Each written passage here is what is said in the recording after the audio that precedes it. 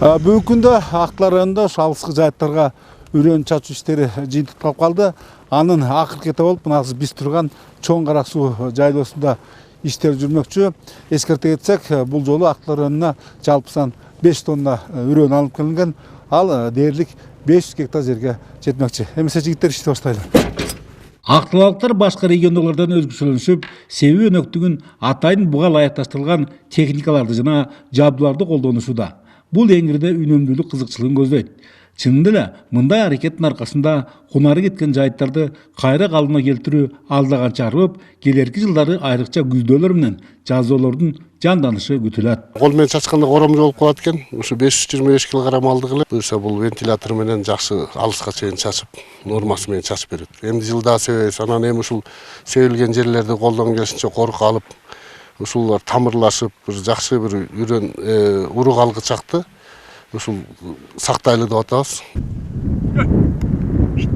5 жылдан бери төрттүлүк четиндеги Сыймык Сарыбовду жайыттарды пайдалануунун мыкты чебери десек болот.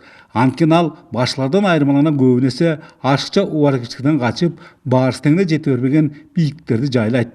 Ошого жараша жылда бак усундагылар семиз. Ал эми аяздуу күндөрдө кыштоону байырлап, жем чөбүн кең кесирип элендейт.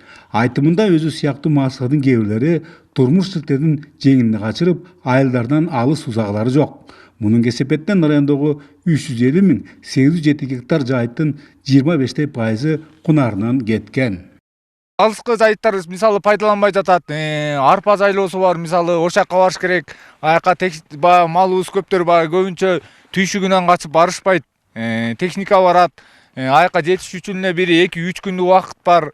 Ошо алыс жерлерге барсак жакшы болмок. Анткени менен азырынча төрттүлүк четиндердин басымдуу бөлүгү алыскы жайыттарга караганда ортоңкуларына артыкчылык берерин жашырбайлы. Демек, мамлекет жетекчилигинин мал чарбасын көтөрүүдө миңдин бирден эсептелген жайыттарды жакшыртуу саясатын жайылтышы тегин жерден эмес. 2 сортто келген, бирөө Кастрес Безосты жана Житняк сорттору келди. Ушул үрөө себилген үрөөнүн аянтчаны ушул жергиликтүү бийлик, айыл өкмөт жана ушу фермерлерибиз ушул жерлерде ушул чөп чыгып баш алгычакты ушул жерлерге мал жайбай корукка алып берсе, анан бул өсүмдүктөр тамыр алып ылайыкташып өскөндөн кийин анан булар коркунуч жок болуп калат, анан мал жай берсек болот. Актылар районунда келечекте кам көрүлүп, жайыттарга делинген үрөөн өндүрүү Куртка айылындагы Жакаш айыл чарба кооперативине жүктөлүүдө. Бөлөкбай Шеримбеков, Айдын Төлөбеков, ЛТР, Актала району.